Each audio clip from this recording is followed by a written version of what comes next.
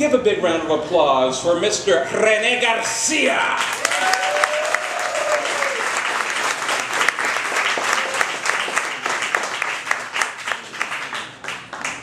I'm a little nervous, so I tried to print out this document about an hour ago and my printer malfunctioned, so I'm going to try to read from this. 6 weeks ago, I had an unexpected family emergency, but don't worry, I'm not going to go into a long-ass 5-minute monologue full of self-centered negativity and pessimism. I'll just tell you what happened. So I got this call 6 weeks ago about a family emergency. I immediately dropped everything I was working on at the time, told my manager to book me out until further notice, kissed my girlfriend, 2 Kishans, and the Australian Shepherd goodbye, and took the next flight to Dallas. Little did I know that I was about to embark on an experience that would change me in no small way. In fact, it would have a profound effect on me and also serve to further instill in me my absolute belief that women are much more capable of enduring hardship and pain than men will ever be. As Washington Irving once said, "There is in every true woman's heart a spark of heavenly fire, which lies dormant in the broad daylight of prosperity, but which kindles up and beams and blazes in the dark hour of adversity." You see, the emergency phone call was from my mother.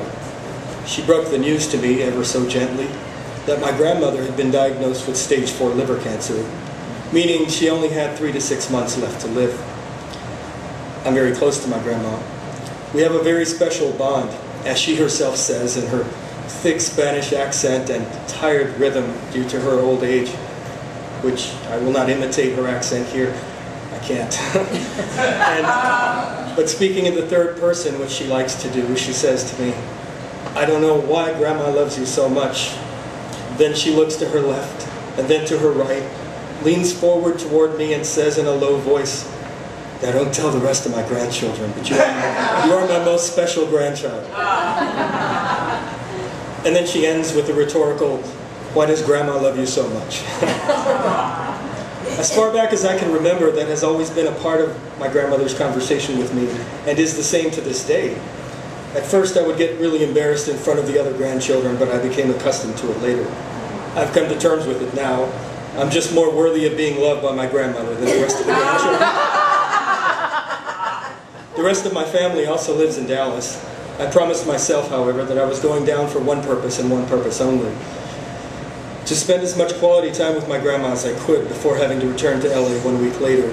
Therefore, most of my days were spent with my grandmother either playing gin rummy, she kicked my butt in that every time, or being in her bedroom with her watching Spanish soap operas and talking about other things between the commercials or the game shows.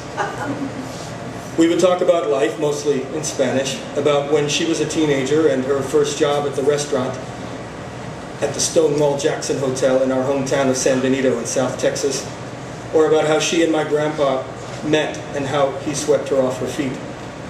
Or we would talk about my girlfriend and my grandma's insistence that she learn to dance, because in our culture it's very important, and because she and my grandpa met at a dance.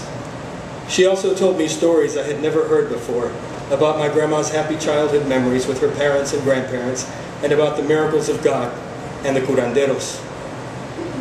I would spend my nights in the guest room next door to hers, listening for her to call for me, or for the bell she would ring when she needed some help getting up, or when she needed medicine to help ease the pain from the cancer. The pain was worse at night. In the mornings, she would insist on getting out of bed and tidying up the bedroom. We spent many days like that. The most memorable time I had with her that week was in her bedroom, when she told me point blank that it's okay for me to cry for her, but please to not cry in front of her, that she wanted happiness these remaining days of her life, or at least the semblance of it.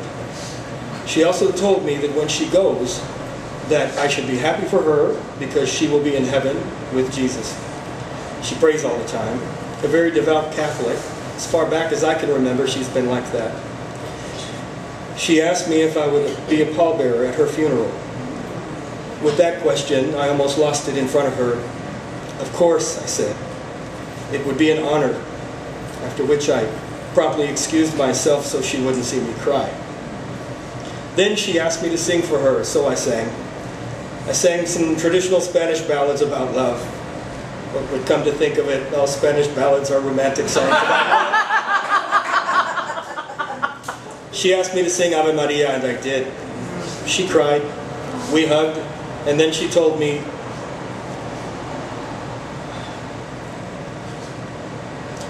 that she had all the faith in the world. She said she knows that if she dies, then God knows what's best for her, and that if she lives, then it was meant to be. And that's why, she said, she was never in fear. My grandma has always been a woman of tremendous faith in God. Always praying, always giving thanks to Him, and now free from fear in the face of death, in spite of the physical pain. So you see, Washington Irving's quote about the strength of the woman is so apropos when I talk about my grandma. It's that spark inside of her that is definitely lighting up and shining very bright, brighter than the sun, in this, her dark hour of adversity. I've seen other examples of women in our family who have shined in the face of adversity. However, it's this last experience with my grandmother that was the most profound, and one in which I became absolutely certain that women are much stronger than any man could ever be. Wow.